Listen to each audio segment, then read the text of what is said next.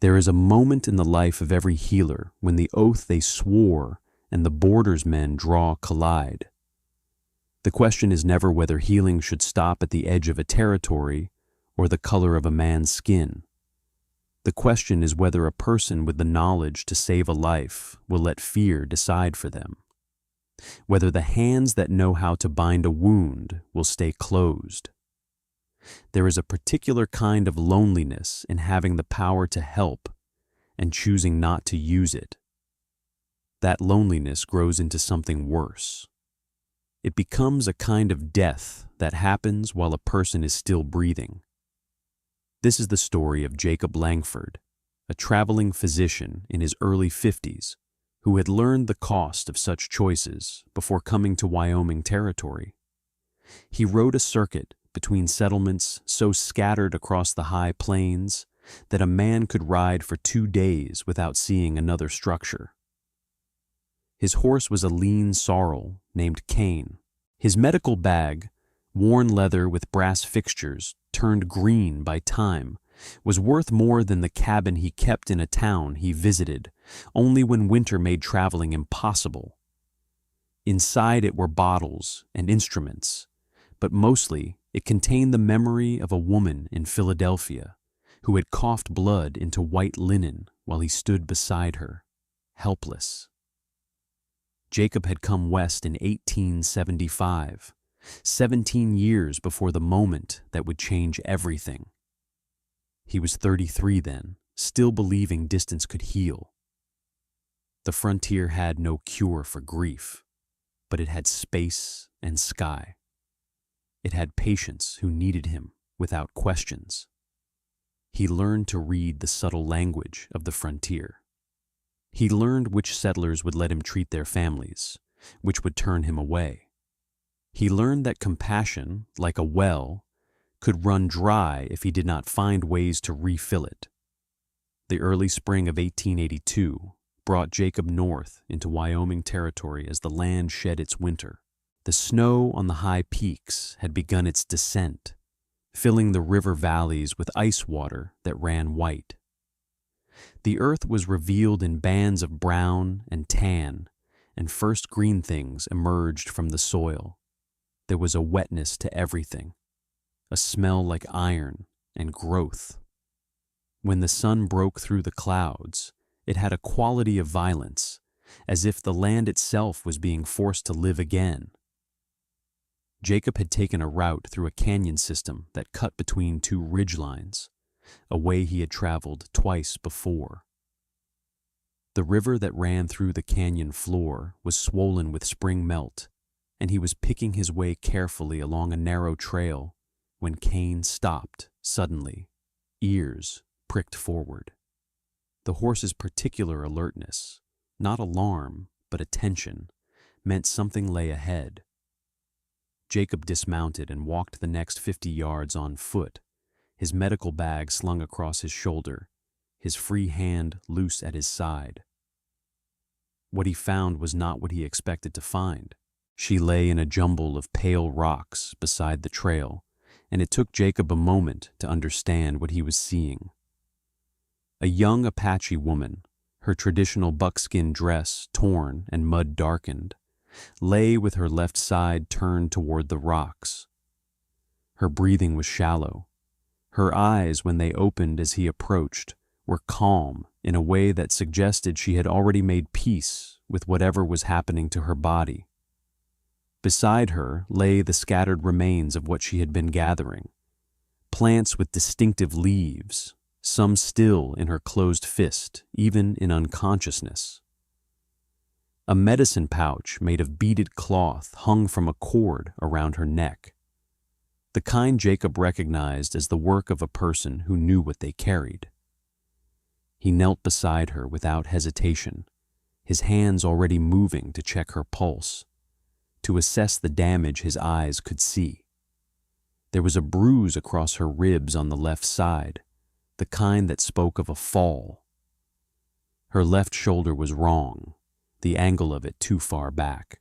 She had come down from the cliff ledge above, the one Jacob could see marked with disturbed earth and broken plant growth 20 feet overhead.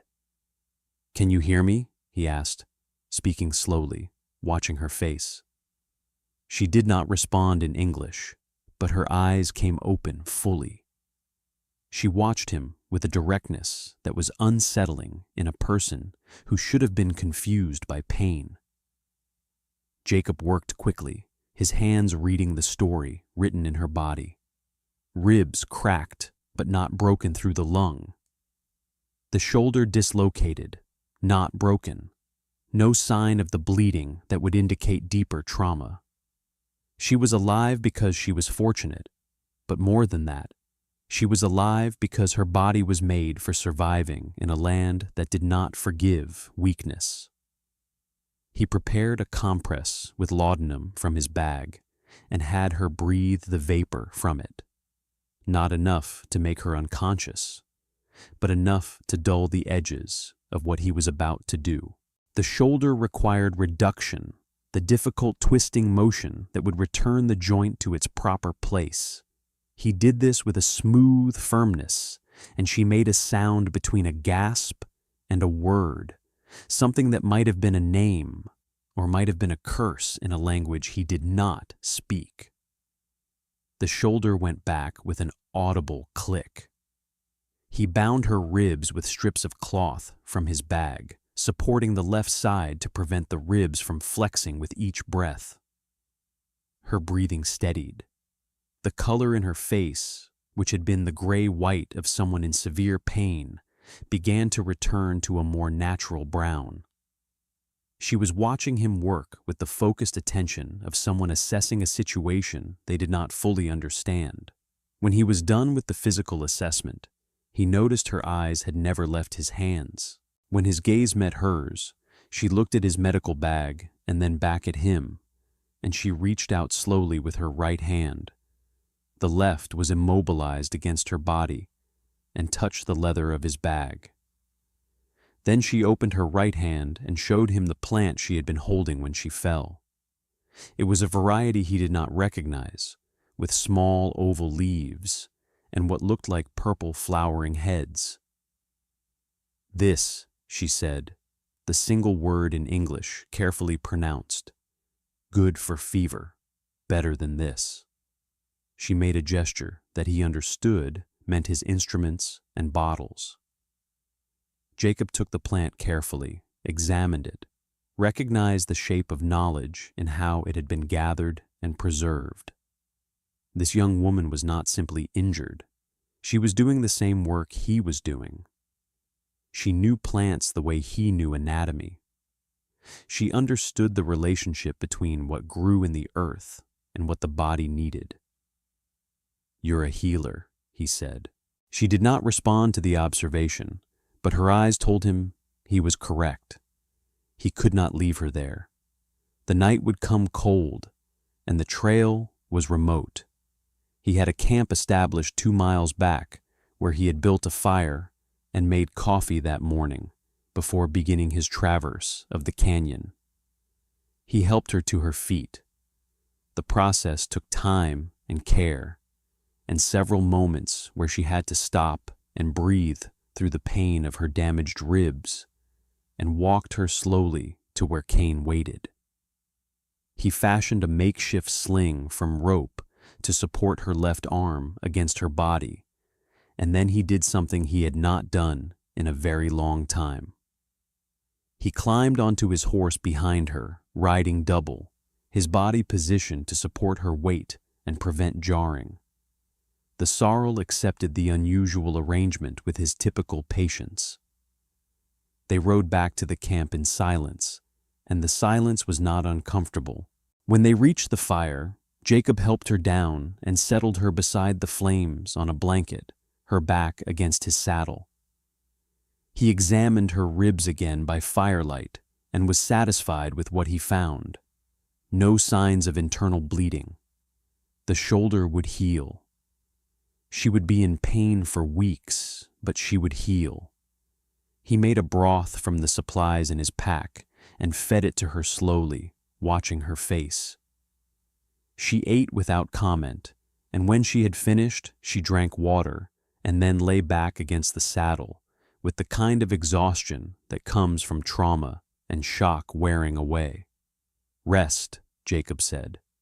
"Your body is doing the work of healing now. Sleep will help that work." She closed her eyes, and he sat across the fire from her, not sleeping, watching the flames and thinking about the conversation that would come the next day. He was a fugitive now, in a sense. He was sheltering a person the territory would call an enemy. He did not think about this as a choice he was making. It was simply what happened when you found someone injured and had the knowledge to help them. The thinking came later. The thinking was the dangerous part. Morning came cold and gray, with cloud cover that turned the Wyoming sky into something flat and without perspective. The young woman was awake, sitting with her back against the saddle, watching him as he prepared breakfast. She took coffee in a metal cup and sipped it carefully, holding it with her right hand.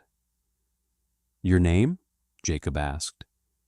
She said something in Apache that he did not understand, then seemed to consider and said, "Taze, my father is chief. My mother taught me the plants. I was gathering medicine when I was not careful." Jacob noticed she did not describe the fall as an accident. In her telling, carelessness was sufficient explanation. There was a kind of honesty in that. "I am Jacob Langford. I am a doctor." "I know," she said. "Your hands told me this." They stayed at the camp through the day. Taze rested, and Jacob changed the dressings on her ribs. She showed him the plant she had gathered, and they spent hours in conversation that mixed English and gestures and the simple language of botanical knowledge. She explained that the plant was used by her people for fever reduction, that the leaves could be dried and made into a tea, that it grew in specific locations in the mountains that she knew from following her mother's teaching. Jacob explained his medical training, his understanding of the body's internal systems. The chemicals that he had learned could be extracted from plants or synthesized in laboratories. By the second night, it was clear that she was well enough to travel, and Jacob understood without being told that the longer he kept her, the more danger he brought to both of them. Captain Merritt, whom he had met in a settlement near the Bighorn Mountains 3 years prior, had made no secret of his desire to map the locations of Apache camps. The captain represented a particular kind of threat, the kind that came from government authority, and the conviction that came from representing a larger power. Jacob had treated Merritt's wounded once, a cavalry officer with a festering knife wound, and the captain had seemed to view this as the beginning of a debt that Jacob now owed him. Jacob saddled Cain and helped Taze onto the horse's back. He led them north and east, up into higher elevation where the snow was still deep and the air was thin. They rode for 3 days through landscape that grew progressively more severe. The green gave way to gray rock and white snow.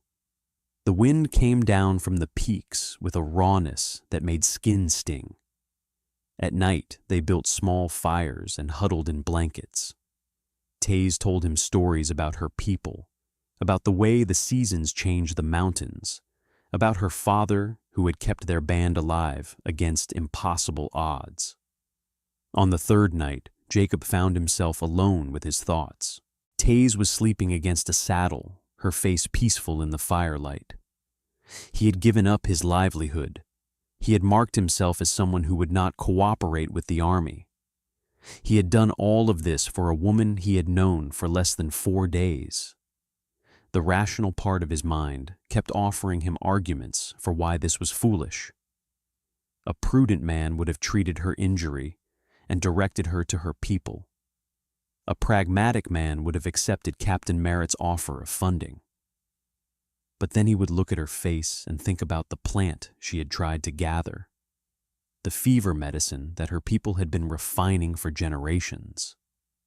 He would remember the way her eyes had watched his hands during the treatment, the recognition of one healer acknowledging another, he would understand that he had made the only choice available to him. The choice was whether to accept that medicine had larger obligations than keeping his name clean, that healing sometimes required sacrifice, that the oath he had taken was not a small thing. It was the largest thing that mattered when everything else fell away. The following morning, as they climbed through a canyon system with high walls of pale stone that caught the weak spring sunlight, Taze pointed toward a thin line of smoke that rose from what appeared to be a hidden valley below them. The smoke was white and deliberate, the kind that came from cooking fires in a permanent camp. She took Jacob's hand, the first time she had initiated contact, and squeezed it once, then released it. The gesture carried a weight that no words could have matched. "My people," she said, "you have given me my life back. Now I must go to them, and you must leave this place." Jacob helped her dismount, slowly, supporting her left side with the practiced care of someone who understood exactly where her ribs would ache with weight transfer. She was still wearing his bandages beneath her dress, the cloth he had wrapped around her ribs 4 days before, now soaked through with the moisture of travel and healing. He had given her dried herbs to take with her, the fever prevention made from the plant she had been gathering, pain management medicines made from his own stores, careful instructions in English that her father would ensure someone could translate into her language. She carried them in a small pouch he had given her, made from the same leather as his medical bag. He could see riders emerging from the valley below them, 3 men on horseback, moving fast but controlled. They had seen something, perhaps dust from their own travel, perhaps smoke from their fire, perhaps the distinctive shape of a woman walking down a canyon trail. They came up the canyon path with the easy confidence of people moving through their own territory, people who did not need to ask permission to be where they were. They stopped a horse length away from Jacob and Taze, and the distance felt like respect rather than caution. The man in the center was older, with face lines deep enough to hold shadows and a bearing that required no explanation. He was mounted on a horse that was clearly exceptional, tall, dark, with the kind of presence that came from selective breeding and careful training. He wore traditional Apache dress with elements that suggested authority, a headdress with eagle feathers, a breastplate made of bone and leather, weapons that had clearly seen use. But his face carried the weariness of someone who had seen too much suffering. This was a man who had kept his people alive against odds that would have crushed most leaders into nothing. Taze stepped forward and began speaking in Apache, her voice carrying tones of urgency and gratitude. She spoke rapidly, gesturing toward Jacob, toward her bandaged shoulder, back toward the heights where she had fallen. She spoke with the kind of urgency that comes from understanding exactly what you owe and how rare it is to encounter someone who accepts the cost of helping you. Jacob stood with his hands open at his sides, making himself small, making himself no threat. He could understand almost nothing of the Apache language, but he could understand the shape of her gratitude. He could see her father's expression change as she spoke, something opening in his face that had perhaps been closed for a long time. The older man's eyes moved across him with the kind of assessment that was used to determining whether a person was truthful. These eyes had learned to read character from the smallest sign, the way a hand rested, the steadiness of breath, whether fear showed itself in the muscles of the face. When Taze finished speaking, the older man nodded once, slowly. It was not a gesture of approval, exactly. It was something larger. It was a gesture of recognition. My name is Tochish, the older man said. His English was careful and precise, the English of someone who had learned it from listening and practice rather than formal instruction. I am her father. You treated my daughter when you did not know if helping her would bring you safety or danger. My people have watched you for 3 days, watched how you spoke to her, how you moved toward healing instead of fear. We understand what it costs a man to do what you have done. There are things that your people owe, and there are things that my people know how to repay. He made a gesture, and riders emerged from hidden positions along the ridge. More than 30 of them, moving with the fluid coordination of warriors who had ridden together through seasons of survival. They surrounded Jacob and the core group without threat. It was a demonstration of presence. Each rider sat with the easy authority of someone born to the mountains. Some carried rifles as tools, not threats.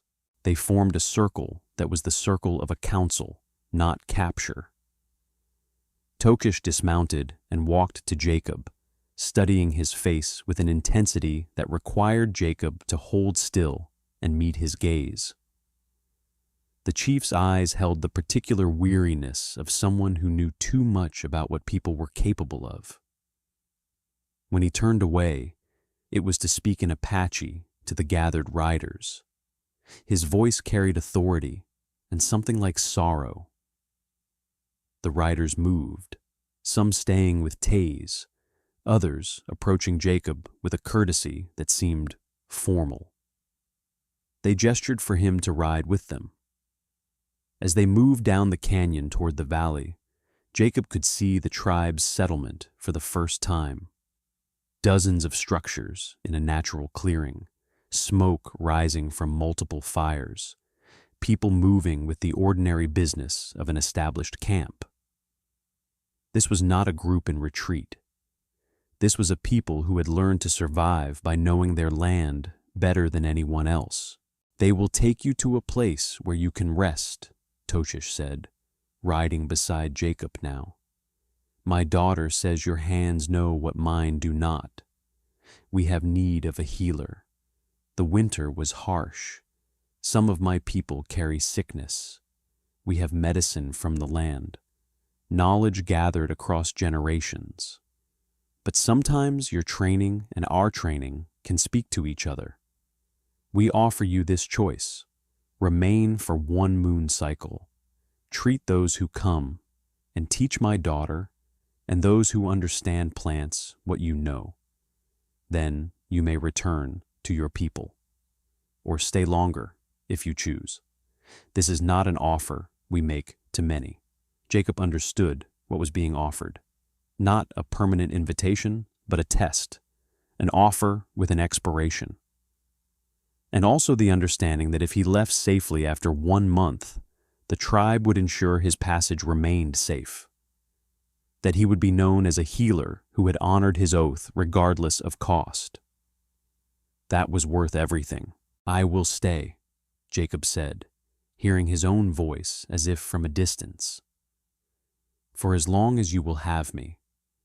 But I should tell you that an army captain will be looking for me, and for you, because of this. He will use my presence with you as excuse to plan an action against your camp. He wants your location. He wants to mark where you are, so he can move against you when it serves his purposes. He may use this against you. Toshish was quiet for a long moment, looking out across the landscape toward the mountains that surrounded them. His profile was granite hard, but his eyes carried something like sadness. When he finally spoke, his voice was low and carried the weight of someone who had seen this pattern before. The army captain is always planning actions against us. We have become very good at understanding what he is planning and moving away from his plans before they come to pass. We move like water. We move like smoke. But the difference now is that we will know Because you have given us that knowledge. You told us the danger. This is part of what the repayment means. A healer who warns as well as helps. A bridge between the worlds instead of just a man with medicine. This is valuable beyond the measure of horses or supplies. The month that Jacob spent with the tribe was the month in which his life reorganized itself around principles he had not known he needed to make conscious. He worked alongside Taze and her mother and the older woman named Lusky, who had been gathering medicine knowledge in the tribe for longer than Jacob had been alive. People came to him with injuries and illnesses, and he treated them with the same meticulous care he had learned to give to settlers. But here he was working within a framework where the body was understood differently. The plant that Taze had fallen gathering had a Latinized name in his medical texts from university, dismissed as folklore until now. But the plant form was more stable than anything he had synthesized, and he could see it working in patient after patient. He taught them basic anatomy through drawings and explanation. They listened with the seriousness of people who understood that knowledge was a responsibility. Taze proved to be an exceptional student, asking questions that showed she was thinking, not simply memorizing. In return, they taught him which plants acted on the nervous system, which accelerated healing, which reduced the chronic pain that came from old injuries. Lusky showed him plants he had never encountered, taught him the exact part that carried medicine, the season when it should be gathered, the way to preserve it across months. He learned that medicine was not a thing from laboratories or books. It was a relationship with the land, accumulated knowledge across generations. By the end of the month, he had begun to understand. The knowledge from his formal training and the knowledge these people carried were not in competition. They were two different languages describing the same truths about how bodies worked and what helped them heal. On the morning of his departure, the tribe gathered at the edge of their camp in a way that felt ceremonial but without pretense. Taze stood at the front, her shoulder fully healed now. She could ride without pain. She could work without fear. She was healed because Jacob had treated her with skill and compassion, and because the tribe's knowledge of how to support healing had worked alongside his medicine. Tokish brought forward 5 horses, creatures bred specifically for the high mountain passes, as valuable as gold. Behind them came people carrying bundles of dried plants, the fever medicine, pain management herbs, medicines to reduce infection.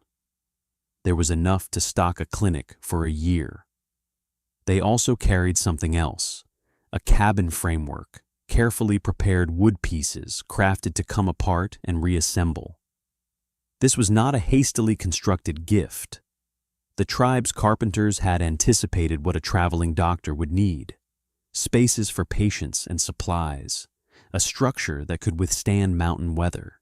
"We will send riders in the spring and in the fall," Toshish said. "They will bring the plants you need and any of our people who require your skills. We will establish a clinic in the settlement nearest to our territory. Your people will see that we are not their enemy. They will understand that you bridged something they thought was impossible." He gestured to the framework. The women of the tribe built this, planning how to create something that would travel and be assembled, something that would last across years. When my daughter visits in spring, she will check that it has been assembled correctly and will bring plants to grow around it. This is what we offer: partnership, knowledge. The understanding that a healer who helps us will be remembered and supported.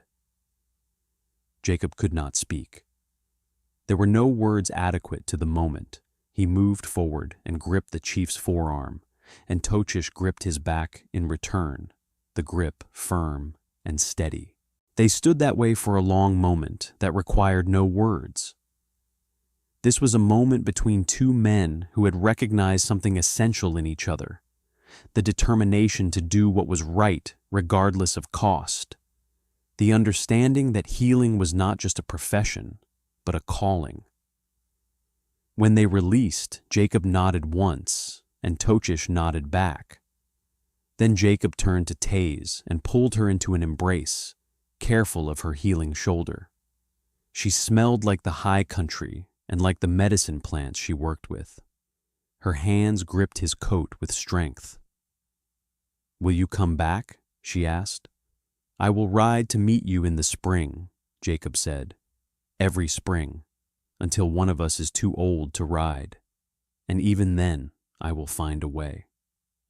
The journey back to the settlement took 5 days. The townspeople watched in shock as Jacob arrived with Apache horses, medicine plants, and building components.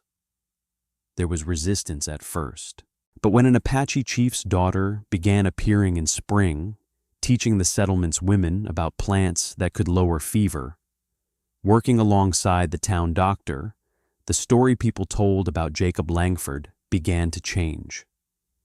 The clinic was built over the course of a summer. The frames that the tribe had crafted came together with surprising simplicity.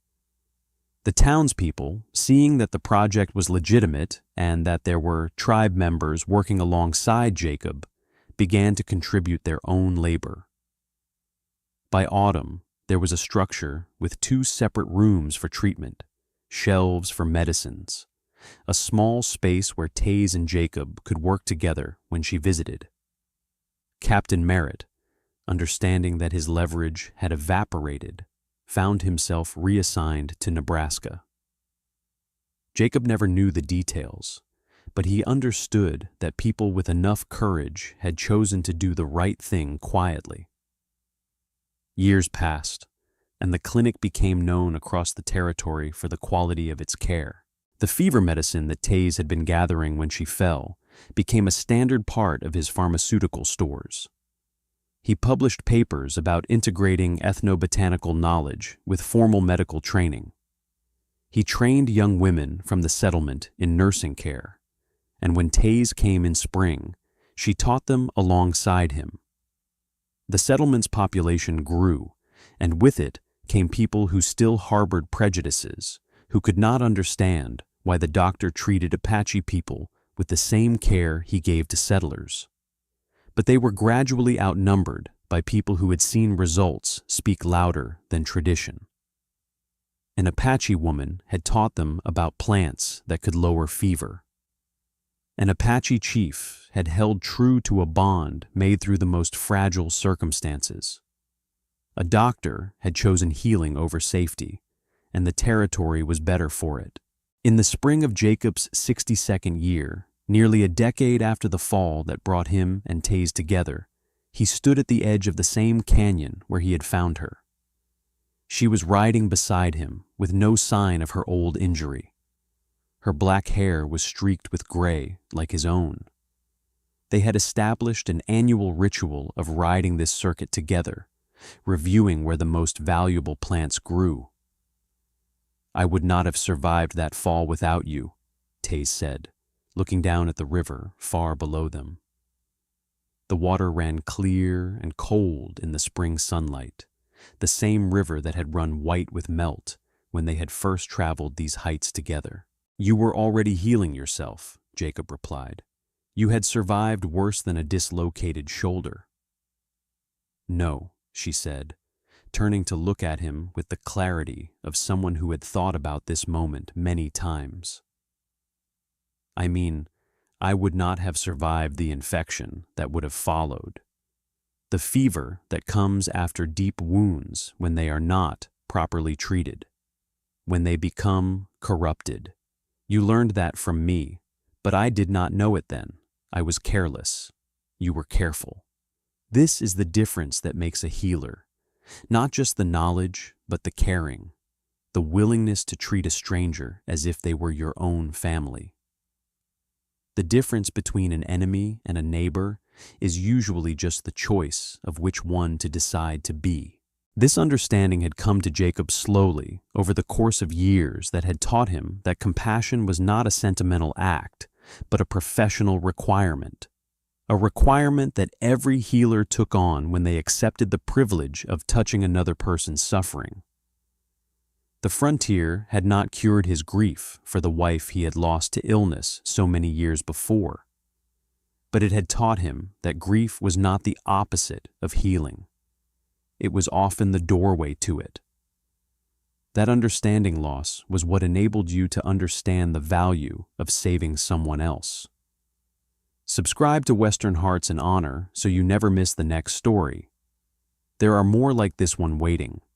The clinic still stands in the settlement, expanded to include a wing where Tazi teaches. The horses that Tochish sent have bred true and still carry supplies between the settlement and camps. The plants that grew around the clinic have become established in the surrounding land. Jacob walks to the clinic every morning and every afternoon, working alongside people from two different worlds who have learned that the work of healing has no borders. The story of what happened on that spring trail was never the headline. No newspaper published grand accounts of an Apache chief's daughter and a traveling doctor. The major newspapers of the territory preferred stories of conflict and conquest. But the story lived in the way that things get done, in the quiet understanding that passed between people who had watched something genuine form across territory that had been marked as impossible. It lived in the medicine cabinet that held both dried herbs and distilled tinctures working together in partnership. It lived in the women who came to learn from both teachers and left with knowledge that had not existed before their learning. It lived in every fever that did not become a death because the right medicine was administered at the right time. It lived in every infection that was treated before it spread beyond recovery. It lived in every person who walked back out into the territory stronger than they had entered, healed by hands that did not care about the color of skin or the name of the people from whom they had come. It lived in the understanding that the oath to heal mattered more than the borders that men had drawn. If this story stayed with you, leave your like, subscribe to Western Hearts and Honor, and tell us in the comments, would you have made the same choice? Would you have risked everything for a person from a people you had been taught to fear? The Old West was full of moments like this one.